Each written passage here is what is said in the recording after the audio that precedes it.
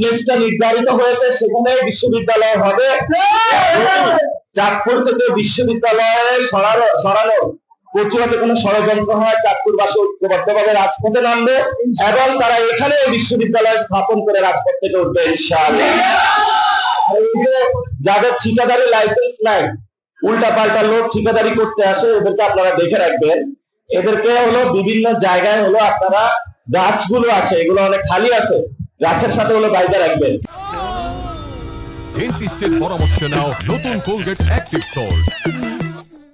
প্রশাসনকে বুঝ দিবেন যে তার লাইসেন্স নাই, উল্টা পাল্টা ঠিকাদার আমরা ধরছি, এবং যে হলো শেখ হাসিনার আমলের সময় যেভাবে বাস ঢুকিয়ে দেওয়ার চেষ্টা করেছে, এই ঠিকাদার আবার নতুন ভাবে হলো ঠিকাদারের কাজ পাচ্ছে।